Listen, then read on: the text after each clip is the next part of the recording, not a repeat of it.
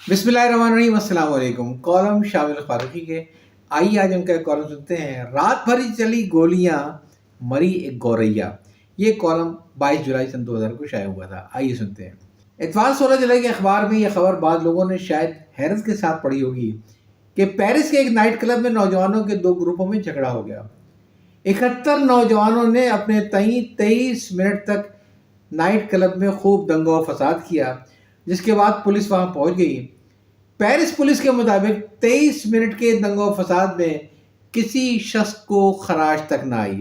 Paris police के एक तर्जुमान ने हैरत के आलम में साफियों को बताया कि उन्होंने तमाम 71 नौजवानों का तफसीली मुआयना किया है, किसी को एक खराश तक न आई थी। तर्जुमान ने कहा कि 23 मिनट के इस दंगे फसाद में नौजवानों ने बहुत महज़ब अंदाज में दंगा फसाद किया था। किसी ने किसी को एक थप्पड़ या घूंसा तक नहीं मारा। इस फसाद में पुलिस किसी को भी गिरफ्तार न कर सकी। किसी के लिए ये खबर हैरत का बायस हो या न हो, मगर कम से कम मेरे लिए इस खबर में हैरत या गैर यकीनी का कोई पहलू नहीं है। इसकी कई वजह हैं। पहली वजह यह है कि मैं बगैर किसी तशरीह के अर्ज़ करता हूँ, तशरीह क़ारीन खुद ही समझ लेंगे कि मेरे ख्याल में फसाद न होने का बड़ा एक सबब फसादी नौजवानों की तादाद थी। 71 नौजवान फसाद के लिए काफ़ी नहीं थे। अगर सिर्फ एक नौजवान होता तो फसाद का मंजरनामा हर लिहाज से मुकम्मल हो जाता। फिर वो सर फुटबॉल होती कि अल्लाह दे और बंदा ले। 71 और 72 का फ़र्क तो आप लोग खुद ही समझ रहे हैं। फसाद ना हो सकने का एक और सबब मालूम ये होता है कि बाद लोगों के ख्याल में यूरोप में पेरिस की वही हैसियत है जो बर्र-ए-सग़ीर में लखनऊ की थी। तो लखनऊ के बारे में मशहूर है कि आज से 55 साल पहले जब पूरा बर्र-ए-सग़ीर हिंदू मुस्लिम फसाद की आग में जल रहा था, उस वक्त लखनऊ के नाजुक मिजाज शुरफा हिंदू और मुस्लिम दोनों आमने सामने खड़े हो गए और एक दूसरे को ललकारते रहे, क़िबला पहले आप, हजरत पहले आप। हत्ता के इसी आप में फसाद का भयानक दौर गुजर गया और लखनऊ के लोग आस्तीने चढ़ाते हुए अपने अपने घरों में वापस चले गए। तो क़यास ये कहता है कि पेरिस नाइट क्लब में 71 नौजवान एक दायरे की शक्ल में खड़े होकर मोसियो पहले आप, नहीं पहले आप करते रहे। हत्ता के 23 मिनट में से पहले ही वो हाँफने लगे और जब पुलिस उन्हें गिरफ्तार करने के इरादे से आगे बढ़ी तो वो खुद ही अपनी बाहें पुलिस वालों के गले में डालकर ये कहते हुए बेहोश हो गए, आना मेरी जान नाइट के नाइट। दंगे फसाद में शरीक होकर भी दंगे फसाद से बचने की बहुत सारी मिसालें अदब और तारीख में मिलती हैं। हिंदुस्तान में उर्दू ज़बान की मुख्तलिफ बोलियों और लहजों में एक भोजपुरी बोली भी है जिसे पूर्वी ज़बान भी कहते हैं। ये बोली मशरक़ी यूपी के 3 और बिहार की भी तकरीबन इतनी ही अजला में बोली जाती है। इसकी एक कहावत बड़ी मशहूर है, 4 गु चोर 14 हमनी का, यानी 4 अदद चोर थे और 14 हम लोग थे।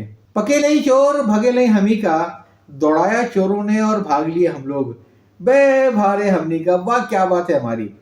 तो अगर 14 शुरफा को 4 चोर भगा सकते हैं तो पेरिस वाले वाक़े में तो 71 अफराद की तकसीम की निस्बत हमें मालूम नहीं। मुमकिन है वो तादाद बराबर में तकसीम हुई हो, यानी 35 एक तरफ और 35 दूसरी तरफ, एक दूसरे के सामने मुक्का लहराते हुए पहले आप करते रहे होंगे और 71 नौजवान बे बारे हमनी का कह कर 23 मिनट तक दूसरों का दोनों तरफ दिल बढ़ाता रहा होगा और अचानक 24वें मिनट पुलिस पहुंच गई। फिर चिरागों में रोशनी न रही।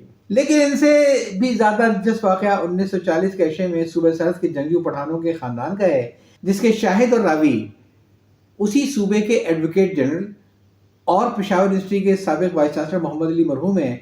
उन्होंने सूबे सरहद के मुतअद्दिद वाक़यात अपनी किताब and then the Pathan murders में लिखे और फिर पठान ने कत्ल कर दिया। इसी में से एक वाक़या ये है कि पठानों ही के कबीले की 2 शाखें एक ही गांव में आबाद थी। इनके दरमियान अरसे दराज से दुश्मनी चली आ रही थी।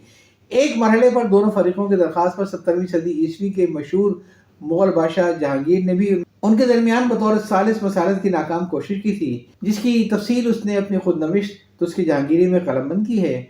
बहरहाल 1940 के अरसे में एक रात दोनों फरीक अचानक एक दूसरे पर गोलियां चलाने लगे। रात भर गोली चली और गांव के लोग अपने अपने घरों में छुपे बैठे रहे। कुछ लोग अपने छतों पर आड़ लिए गोली की इस बारिश से लुत्फ़अंदोज़ होते रहे। सबको यकीन था कि हलाकतें दर्जनों की तादाद में ज़रूर होंगी। लेकिन सुबह सवेरे गांव के चौकीदार ने थाने में इत्तला दी, पुलिस आ गई। पुलिस के कारतूस के खाली खोलों से मालूम हुआ कि रात भर में तकरीबन 700 गोलियां चली हैं, लेकिन हलाकत सिर्फ एक बेचारी गौरैया यानी चिड़िया की हुई जो गोलियों से छलनी हो गई थी।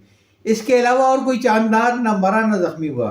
पुलिस ने इक़दाम कत्ल के इल्ज़ाम में दोनों फरीकों को चालान किया। फिर मोहम्मद अली मरहूम के मशवरे पर जो इन दोनों पब्लिक प्रोसिक्यूटर थे, गाँव वालों के लिए न्यूसेंस यानी अमर बाइस तकलीफ पैदा करने पर दोनों फरीकों से तहफ़्फ़ुज़ाती ज़मानत हासिल कर ली और सबको बरी कर दिया। मोहम्मद अली मरहूम साहब लिखते हैं कि जब दोनों तरफ के तनोमंद और लंबी चौड़ी अर्जियात के मालिक के खान हज़रात अदालत में हाजिर हुए तो उन्हें देखने के लिए वहाँ एक मजमा इकट्ठा हो गया।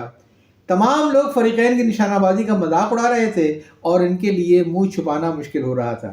ज़ाहिर है इस हालात में मुसारत करने के लिए फरीकों को किसी तरगीब या तहरीर की ज़रूरत न थी, क्योंकि वो लोग खुद जल्द से जल्द दस्तखत करके वहाँ अदालत से भाग जाना चाहते थे। मोहम्मद अली मरहूम साहब लिखते हैं कि उनके इल्म की हद तक मुतल्लिका फरीकों ने दोबारा आवाम के सामने अपनी निशानाबाजी का मुजाहरा नहीं किया। जाहिर है रात भर गोलियां चलाई, 700 कारतूस खर्च किए और मारी एक गौरैया, तो दोबारा मुजाहरा वो क्या करते। मैं सोचता हूँ क्या अल्लाह ताला कोई ऐसी सबील पैदा नहीं कर सकता। ये जो कराची में रोजाना डज होता रहता है, अगर आइंदा हो तो उसके नतीजे में कोई भी किसी की हलाकत ना हो, ना आदमियों की, ना जानवरों की, ना परिंदों की, ज़्यादा से ज़्यादा एक बेचारी गौरैया मर जाए।